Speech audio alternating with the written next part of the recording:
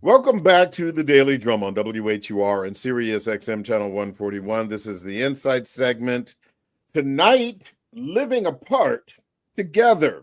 Abbott Elementary actor Cheryl Lee Ralph created a bit of a firestorm this year when she admitted that she and her husband, Pennsylvania State Senator Vincent Hughes, live 2,400 miles apart and have actually been doing it for years. He lives in Philadelphia. She lives in Los Angeles. It has created a lot of conversation about married or committed couples living in separate homes or even separate cities or states, where we're going to dissect this issue. I'm talking to the relationship therapists about it tonight. My guests are Dr. Sharon Lawrence, licensed clinical social worker and lead therapist for Selah Wellness and Therapeutic Services, and Tariq Omari Walton. He is a licensed clinical marriage and family therapist. Okay, thank you both for joining this conversation. Let's just put this out there. Both of you all are married, and I'm sure you have lots to say about it. But first, let's listen to what Cheryl Lee Ralph said to People magazine about her marriage. I'm very fortunate. The man that I am married to, Senator Vincent Hughes, 7th Senatorial District of Philadelphia, he has his own life. I have my own life. He has his own real career. I have my own real career. He has his light to stand in. I have my light to stand in. So he is not looking at me thinking about status or this or that. He's doing his thing. I get to do my thing. We also live in separate places. When I go to see him, love to see him. When it's time to leave, bye-bye, see you soon. I'm telling you, life is good. Perfect. I get to be the real good wife. Okay. So, Sharon, let us start with you. Talk to me about your thoughts about what Cheryl Lee Ralph said when this was revealed earlier this year. I thought it was amazing for her. I mean, if it works, and they have that agreement or that alignment and that discussion and their plan is going well, and it seems like it's been going well, we just didn't know about it. Mm-hmm. If it works for them, I think that that's what's key. But if it doesn't work for you, then you got to figure out what's going to work for you. But for her, did you just say, if you like it, I love it? Pretty much. Right. Because they have to live with their decisions. And so we can't control anyone. And I mean, she seems to be really excited about it, as well as coming together with him. She said, oh, I love to see him. Mm-hmm. That's the part that kind of made my heart kind of, jump a little bit, because I'm like, she's not just talking about being apart. She's talking about when they come together as well. Mm-hmm. And so it seems like they have a balance going there. Mm. What do you think about that, Tariq? Well, like Dr. Lawrence just said, you have to live with your decision. Right. And you have people who will move across the country out of love and regret every mile they done moved. Right. Oh, wow. So the idea here is, if you're making it work, I know how complicated. I've been in long distance relationships. They are complicated, and you always have these dreams of being closer to each other. You get to date more and see each other regularly. That would be great. I've had clients who have done that, who made that major move and realized, oh, we're much better apart than we are when we are together. Right? Everyone isn't meant to live under the same roof with each other. So if you can figure out how to still maintain a healthy, loving relationship far apart, and it might be a little bit better than actually being together under the same roof, who am I to say any different? Do what you do. So you said something interesting, Tariq, that makes me develop a whole lot of questions. So those clients that were great apart, but when they moved together, did they stay together but return to the geographical distance, or did they just hang it up? Well, I can't get that deep into that, Harold. I can't get too deep into that. I can't take all of it. Everything that. Can we not? You change the names to protect the innocent. let me just say that it's a lot to overcome when you move in with somebody from across the country or wherever you're coming from any kind of long distance, and you realize that there are secrets that have been kept from you, things that you might have picked up on when you would live close together.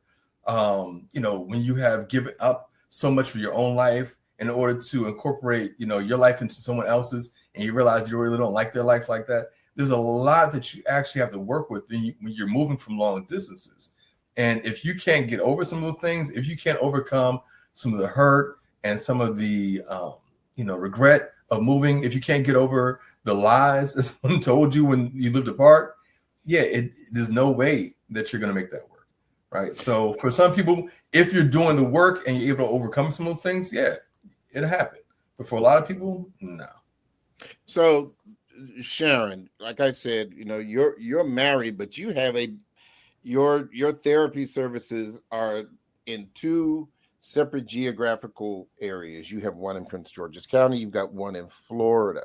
Now, you don't technically do this, but you and your husband, you all aren't really living apart, but you travel so much. Is that the same thing?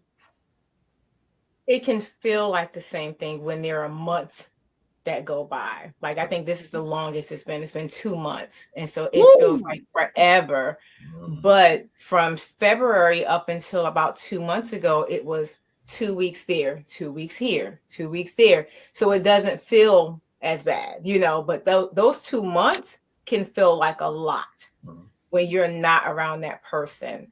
It has its pros, when you, I joke, I go, the house is clean a little bit longer, so, but the cons are, I don't feel safe, so I had my husband put all these locks in place, I'm from the hood. And so, I always tell people that he's like, you act like somebody about to break in here. Did somebody break into your last place? No, I just got to be ready, just in case. I need them to be struggling to get in, to give me time to do what I need to do to be prepared for them, but so there's a safety that you miss out on. There's a connection. There's the emotional gap that, that connection, that there's a gap, you're talking on the phone, you're seeing each other. It's not the same for me. It works for Cheryl. It don't work for me. I didn't get married to be apart.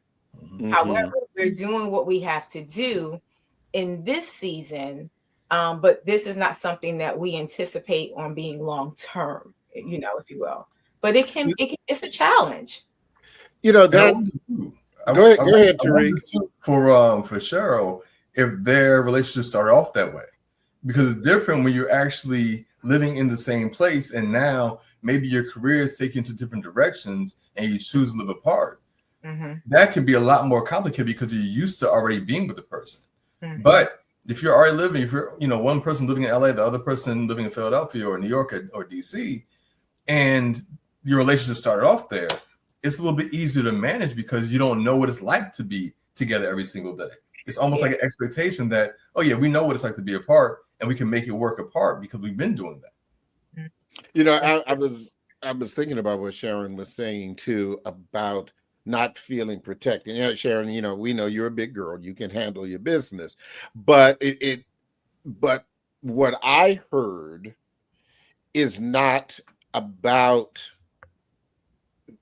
the physical safety so much as it's an emotional thing. It is, and correct me if I'm wrong, but you just feel safer with your husband there as opposed to him not being there.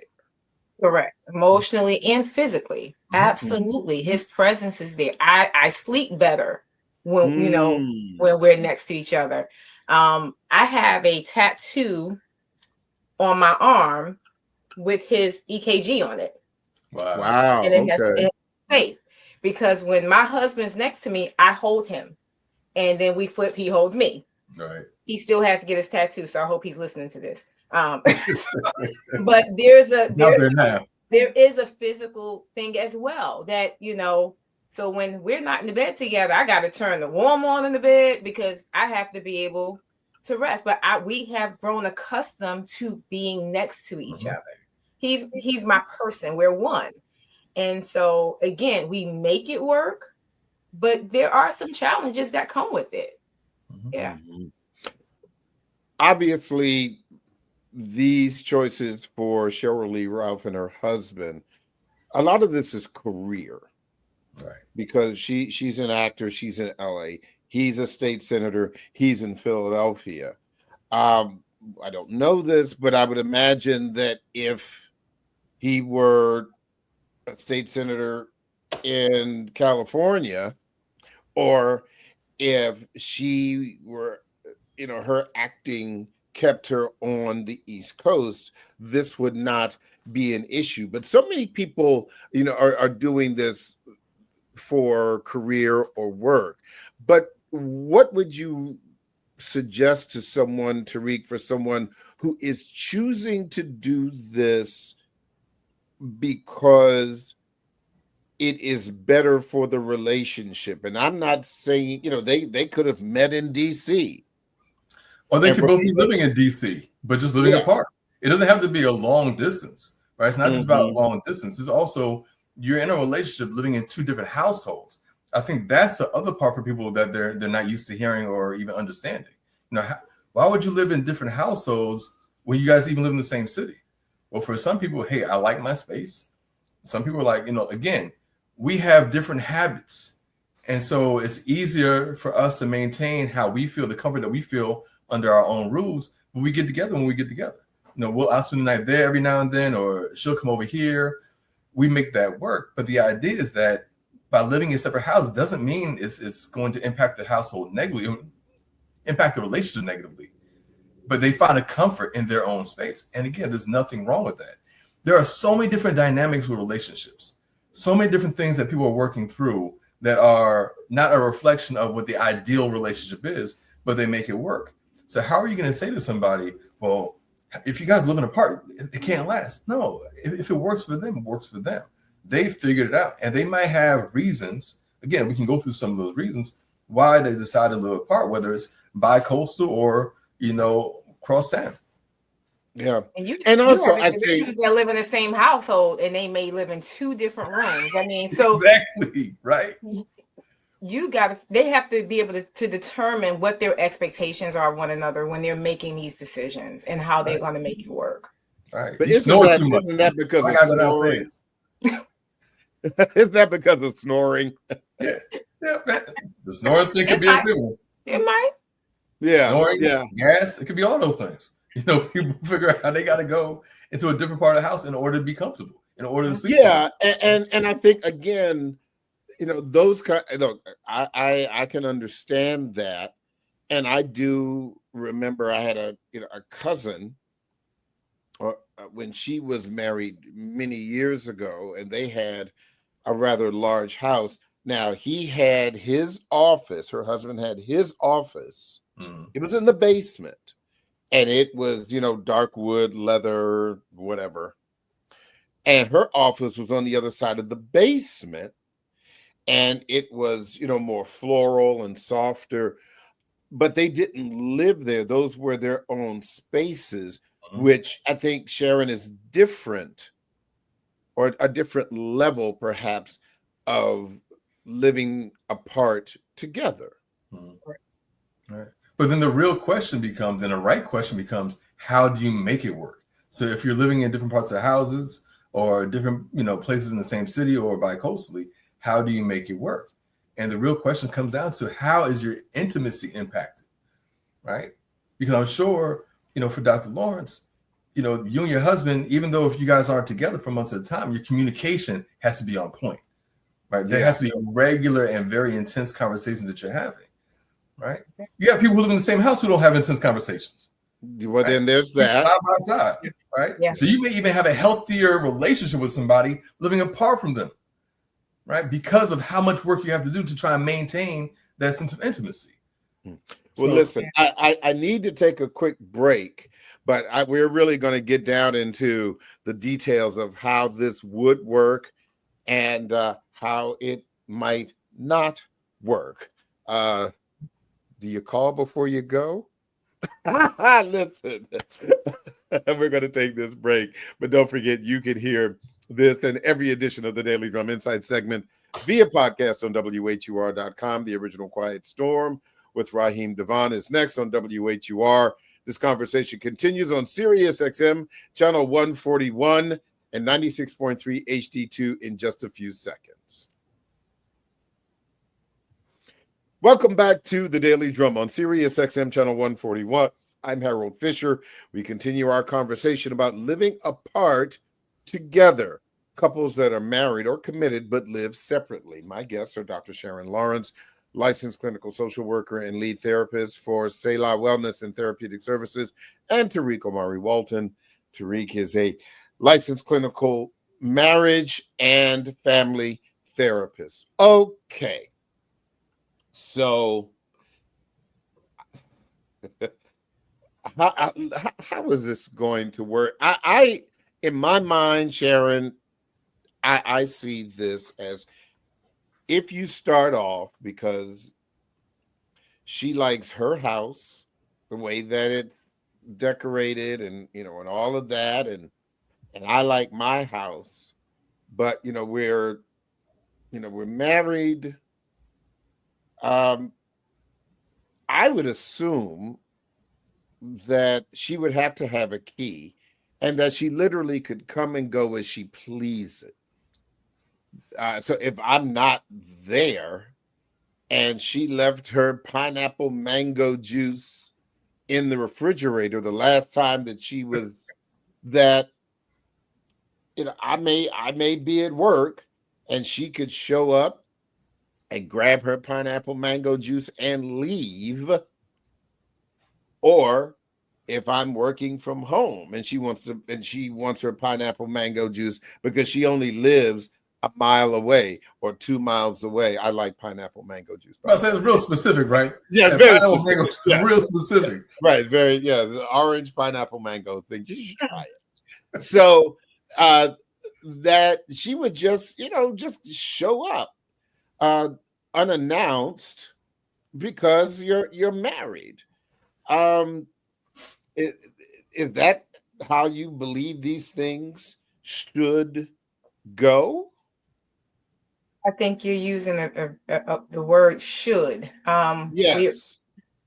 We're again, when you think about, if we're going to say traditional long distance relationships or living apart relationships, maybe we can make that assumption. But I also think you're going to start some trouble for those couples who don't have a key to their partner's house, because now they're going to be listening going, yeah, why don't I have a key? Because Harold thinks I should have a key. But I think this kind of goes back to when Tariq was talking about the intimacy in communication and connecting. Everything in there has to be a part of their process, the expectations, their intentionality, how they're going to choose to connect and kind of give space and freedom to one another. If they're not clear on that, whether it's their boundaries or what it is that they need from one another, or they're welcoming in that relationship, that's when the issues are going to continue to be an issue. Should they have a key? In my opinion, if I had to give my opinion, we try not to do opinions or give advice. Yeah, I think they should have a key if you're saying this works for us. However, I don't live there. Maybe they're okay not having a key. They might have some other stuff going on. That's a whole nother show. But yeah, well, next month. But I do think it's about being very intentional about what it is that they're expecting from one another if they're making that decision to live apart. We're talking about having the flexibility to be apart and do the things that we want to do or they want to do in life. And I think that that's fine. But that also comes with a lot of conflict if you're not very clear in terms of how you communicate with one another about what works and does not work for you. And if you're not willing to address those things, it gets really muddy over time. And you're not going to have a Cheryl Lee Ralph, situation. It's not going to look like that. Yeah, it's transparent. Yeah, it has to be transparent. Tariq, the thing, and I'm thinking about all of these scenarios. again, you talk about my orange pineapple mango juice or hers. Well, if she left it and I drank it and didn't replace it, and she comes, well, where's my juice? You know, But you know, it sounds like you're working in an office right now. What are you talking what, but okay, okay, again, and I think these are the kinds of things that need to be, these are the kinds of things that need to be discussed. Or let us assume that, you know, he or she has a key, they show up, you know, unannounced. And you've got your socks on the floor in the living room. You know, I would think that you would not want your wife to see, you know, with a you know, old Chinese food box on the coffee table and your socks on the living. You know, if you know she's coming, well, I don't know. Maybe this is pie in the sky for me. You gotta figure out what you're gonna major in. Like, if you know, don't major in minor stuff. That's what I tell people. If that Chinese box and those socks is really gonna be the end of that relationship, then it's something else going on. Right. Okay. I bet you want to be embarrassed by it. Being embarrassed. I bet you want to be your best self for your person. I know you can't be 100% your best self. Let me say something to that point right there. Okay, that's why a lot of relationships that are long distance that come to be close relationships, that's the reason why they don't work. Because when you're long distance, you are typically your best self, right? And you're doing it because you know you can hold on to that best version of yourself for a good 3 or 4 days. You know, then you can let go home and just be whoever you are. Then all of a sudden, you guys are living in the same space, and you're not keeping up that facade all the time anymore because you can't. And now they've seen the real you, and it's like, hold on, where did this come from? I don't even know if I want to deal with this anymore, right? Where was this for those 2 years we lived apart? You have to be open and authentic to who you are, no matter whether you're together, living together, or living apart. Be who you are. You have to show them who you are so they can make a decision whether or not it's right for them. Don't put on those airs. If your house is dirty when they're gone, leave it dirty when they come so they see who you are. But if your house is always dirty, that's a whole other conversation here. We got to talk about it. Why is your how about that? Exactly. Why is there still Chinese food sitting out? But anyway, my thing is, there's always room for surprise, right? So yes, have a key. I want you to feel comfortable coming to see me, no matter where I'm living, where you're living. I want you to feel comfortable to be able to come and see me whenever you want to. We're going to have good communication. So more than likely on a regular basis, you're going to inform me when you're coming by or if you're traveling into town. But you also do want to have room for surprise, right? So if I'm living in LA and my wife is living here, if she comes to visit me and I have, you know, the house is a mess, okay, I'm going to be a little embarrassed by it. But I might be more embarrassed by the mess I left than the surprise of my wife coming to see me. Yeah. So have your key, have your just be available, right? Be transparent. This is my life. Come see me, come join me. So here's the other thing, Sharon.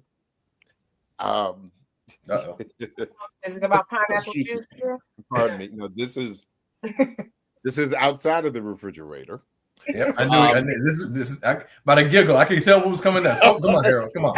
So, you know, the thing that I think is interesting. Okay, so, you know, he shows up, Sharon, on Friday, and you know, and he's there for the weekend, and then he says, you know, I think I'm going to stay for Monday. Well, this is your husband, and you all, even though you all live in separate places, but he's here with you, and he decides to stay a little bit longer. You know, at what point on Monday afternoon or Monday evening do you say, so what you about to do? You know, when you start looking at your watch, you know, and again, these are all of the kinds of things that come to mind to me where you're living. Do you, I had enough of you, baby. Go on back to your place. You know, how do you do that? Everything comes down again to this whole communication and conflict resolution. Now, communication is important. Does it mean that you're going to be able to address everything when you're laying out this plan. No. However, I do, there's a couple of things that come to mind for me. There needs to be some level of flexibility. So if your partner is choosing to stay, are you going to be a stickler about trying to push them out at a certain time, like it's a hotel? Or are you going to try and maximize that moment, knowing that they're going to leave, just in case anything can come up that you don't know when they're going to come back. So enjoy that moment that you have with them. But by pushing them out, that can speak volumes as well. Like, what is going on that you're not willing to value the time that you do have, or be able to celebrate that extra day together? But if it is something that you feel like is interrupting a standing plan that you may have, then have that discussion. Hey, I know I seem distant. When 5 o'clock came, I normally go out with Karen and we go to a book club, and I didn't want to leave you, but I also felt obligated to this. Talk about it. Because if you're saying you're doing this, you got to communicate through it. Otherwise, you're going to have all these misunderstandings. You're going to have all these other challenges. You're going to have the person feeling like you don't want to be bothered with them. And like they say, don't make assumptions, because you make, what out of you and me. So don't do that. Consider their feelings, but also consider it as an opportunity to connect a little bit more, but still talk it through. Right. Yeah. And have your boundaries. Have your boundaries, like you're saying. Also have your boundaries, right? So the expectation is, if you're coming to visit me and you usually leave on Sunday, but you're staying till Monday, well, you already are aware that I have a schedule that I'm keeping, right? So yeah, I want to spend more time with you. It's great that you're here. I want to be in the moment with you, but also recognize that I have a life that's already kind of lined up and planned for. And so I'm going to be flexible where I can be, but I also expect my mate to respect the boundaries that I have around the schedule that I've already had. Just because you decide to stay an extra day, you shouldn't have the expectation that I change all my plans to fit your plan. No, I'm going to still do what I'm going to do. And I hope that you respect that enough, but I'm also going to try and see where I can make some concessions to spend more time with you while you're here. But in order for that to work, I think, Tariq, that you would definitely have to dangle some pineapple mango juice in front of her to make sure. Oh, without a doubt. Look, I gotta go do this, but I'm gonna come back. It's never a straight no, right? Right, Dr. Lewis, never a straight no. It's never. Hey, look, I'm gonna do this, and we can do this later on. Right now, I need to go do this, but I'm gonna come back for you, and we're gonna do something else. So it's never no, you can't go with me. It's hey, I got this plan, but I'm gonna make some changes, and then we can do our own thing later on. So one of the things I tell my couples is, if you're asking for something, make sure that you're willing to do the same. True that. So just like I'm trying to set that boundary, like Tariq said, make sure that when they go visit, if your spouse has something to do, respect that they have plans as well. Don't expect them to cancel their plans just because. Allow them to do that, and then figure out what the next steps is going to be. Right. Yeah. Now, here's another question, Sharon, about some of the other things that married people have to discuss anyway. Do you think it makes a difference if they're living in separate places when you discuss, for example, finances? How does that work? Because if you were already okay maintaining separate households before you all decided to get married or be in a monogamous committed relationship, but how do the finances stay apart? How might that work? Not should, but might that work, Sharon? Again, communication. Figuring out, are you joining bank accounts? Because some couples choose to join bank accounts where whatever is in a certain pot may go towards both households in terms of rent or utilities, or they may have monies that go towards vacation or different memberships that they have, or the bills in terms of like credit cards. Whatever their agreement is fine. But you have couples who do make decisions to keep their finances apart.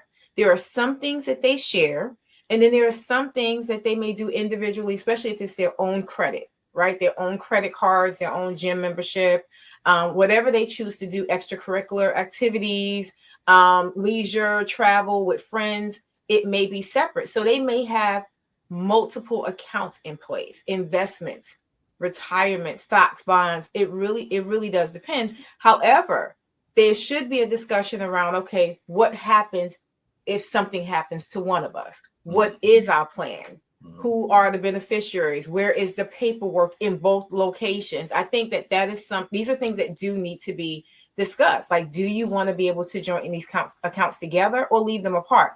I'm real careful these days around using the word should, because marriages are not as traditional as they used to be, where you had one person who provided oversight to everything. And then sometimes the other spouse had no idea what was going on until somebody passed away. Right. And then they had everybody stepping in to help them. And times are very different. A lot of times now, the husband may not know what's going on, you know, and so, but if anything, they both need to be on the same page, whatever it is they're doing, and then doing monthly, quarterly, or annual reviews of what they're doing and if it's working or not. Right. I'm glad you brought up the financing thing too, Harold, because the other point of this is you don't have people who aren't making a good amount of money who have this problem, right? Because most people are moving in too quickly because of financial reasons, right? Yeah. So if you have the finances to live apart, some people are choosing to live apart because they have the finances to do so. But for a lot of people, this isn't their problem, right? It's okay, we have no choice but to move in together because we are both lacking in the finance department. So, you know, this is more of a upper middle class problem than a lower middle class. Well, the rich are different. As they say, and it's my understanding that I think Gwyneth Paltrow and her husband lived apart for a year before getting together. So, so as I said, it might be a rich folks problem or issue, not even a problem, but a situationship. But had to throw that in. Okay, so Tariq, what about, and this goes to the heart of the whole love language thing and what is important to you, because if quality time and touch, for example, are your love languages, this may not work when it comes to intimacy. Oh, 100%. I totally agree. You're going to struggle with that a lot. But whether it's, quality time, whether it's words of affirmation, I'm going to go back to like Dr. Lawrence has been saying, communication is everything. When you are deciding to get married, of course, you have to put together a plan on what you want to do, even when you're living in the same household. But now when you're living apart from each other, there has to be a plan on how you will spend that time together. Right? You don't go into something like this. I'm sure Shirley, Ralph, and her husband have a plan and a schedule on when they're going to see each other. Because, you still want to be able to connect. You want to have that intimacy tapped into. You want to be able to spend that quality time. You want that physical touch, right? So you have to plan when you're going to do it. Again, having been in long distance relationships before, back when I was actually broke, when I was a starving artist, and there's no way that I could get to the person when I wanted to, having a plan was the only way you can make it happen. It's like, you know what? I'm not going to be able to see you for this period of time because I'm not going to be able to save up enough money until this period of time to be able to see you again. So there always has to be constant communication on when you're going to be able to connect, but making sure that you've had this plan in place on, okay, this is a schedule that we're going to keep. That way, those love languages that you're speaking of can be fulfilled, maybe not on a regular basis, but when you are going to be able to connect to have those love languages fulfilled. Sharon, I can have all of these images of the husband at 3:00 in the morning driving across town in his silk pajamas, because he wants some intimate time. You don't, if you live together and if you're sleeping in the same bed, for example, and it's 3:00 in the morning and someone is feeling, how shall we say, amorously affected, then all you have to do is just reach across, But if you're living in Bowie and he's living in Northeast DC and it's 3 o'clock in the morning and he's feeling amorously affected, then he put on his slippers and run out to the car and drive to Bowie, to have some well-connected, intimate time. And I can just, that just seems like a lot. Yeah, I'm sure, Sharon, there's a lot of anticipation and all of that, and even somewhat some sense of excitement. But at some point, something's got to give. Open the door. Hopefully they could get in and leave the door open. Right. If you ain't got the key, they open the door. So hopefully they can get in, and hopefully that it's clear. Again, I know we keep coming back to that C word, Yeah. But it's true. I think that if you're trying to figure out if you're going to be able to get in or not, or what's going on. Not if you're going to get in. I'm just.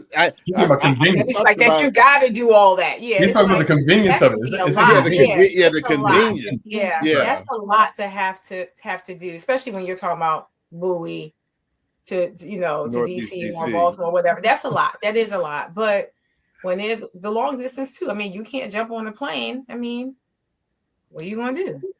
Mm-hmm. And the thing about it is, I've seen where people who live further apart from each other, their intimacy, especially their, sexual intimacy, is much more potent, is much more, regular when they see each other than people who actually live together. People who've been married for a long period of time and live together, their sexual intimacy drops off considerably. But people who live apart, because you still have that sense of excitement, when they do get together, it's actually a lot more likely to happen because you've been apart for so long than sometimes for people who actually live together. You have people who live together who will say, we haven't had sex in 5-6 months, right? A year, right? And of course, they're working on that in therapy. But you have people who will see each other once every 2 or 3 months, and you're not going to hear the same complaints about sexual intimacy, right? Because that's one of the things that they're looking forward to and connecting on when they get together. So so here's the other side of that.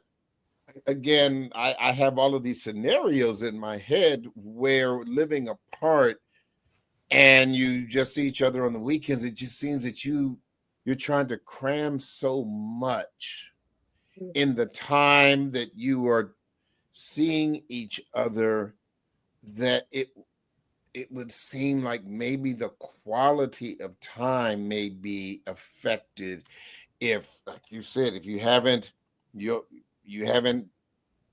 you live in Bowie in Northeast DC or Philadelphia and DC or Baltimore, whatever it happens to be, that I'm thinking you get there, you're running up the steps and you're going into the door and you're just, ravishing each other, and that may go on, all weekend, hoping that, of course, you would be communicating in other ways prior to seeing that person. But it just seems to me, and maybe I'm wrong, that the time together is just like sexual intimacy, and you only have enough time to catch your breath before you're getting back to it again. I'm a couples therapist, and I'm in business because people who live together aren't doing that. They're not spending their quality time. They're not excited to come home. They're not rushing and ravishing. They're not doing any of that stuff. That's why I have a job and a career anyway. Right? That's why you're not broke anymore. I'm not a starving artist anymore, right? And so if that's the kind of energy that you're bringing together when you're living apart, man, I applaud you. Because you have people who on a daily basis aren't connecting in that same way, who aren't putting that kind of effort forward, who aren't cramming their time together, even when they are together, right? But so if you're doing that and you're living apart, that's probably a much healthier marriage than a lot of people walk through my door. Well, I will say this, and I know this is my own personal thing. One of the other issues around intimacy is, from my perspective, what if she gets sick, and I'm not talking about going to the hospital, but if she has a cold, it's a whole lot more intimate in my opinion, to go get or to make some homemade chicken soup and go upstairs and feed her and then sit on the edge of the bed and look at her when you can't do anything else, as opposed to doing Uber Eats, Sharon, because she's in Philadelphia and I'm in LA, and all I can do is Uber Eats, some chicken soup to her, but it's not the same. It's not the same, Harold. It's not. You're right. I'm giving you a stamp of approval. It's not the same. Mm-hmm. However, we're talking about couples, the ones who are really trying to make this work. We're talking about couples creating a sense of normalcy for them. Mm-hmm. You're going to have some, like Tyreek said, are running through the door like, let's get this going because I've been missing you, babe, and then you're going to have some, babe, I'm so glad you're here. What you want for breakfast tomorrow? I got your favorite snacks, or I got this, whatever their normalcy. I don't want to say new normal, but whatever their normalcy is going to be, including if someone does get sick, be prepared to make sure that the food is delivered. Mm-hmm. Make sure that you don't go, oh, you good? Did you need anything? Did you call so-and-so? Like when I've gotten sick, I kid you not, I'll look up and the neighbors are like, oh, your husband told us you were sick. I've had 3 different neighbors show up at my house. One neighbor had her husband deliver food to me 3 days in a row. I didn't have to cook anything for 7 days. Okay. They checked them. I was good. They was like, your husband told us you were sick. He knew he couldn't be here. Those people checked up on me. They still check up on me. If something's going wrong with the house, hey, we noticed this flap. I look out the window. I'm like, what is so-and-so? So you make plans to be present even when you're distant. Mm-hmm. Mm. Well, I think that person knows you care, Yeah. I think that's a great, I'm out of time, unfortunately. But I think this has been an eye-opening conversation, giving people something to think about if they're considering it or not considering it. Sacrifice is part of the game. Just recognize that. Sacrifice is part of the game. You're going to have to sacrifice something. And pineapple, orange, mango juice. Here you go. Always have it. There you go. Dr. Sharon Lawrence, Tariq Omari Walton, thank you both so much. Always a pleasure to have you on the program. Thanks for having us. Thank you. That is the Daily Drum for this Friday, May 16th. For News Director Renee Nash, I'm Harold Fisher. Good night and have a wonderful weekend.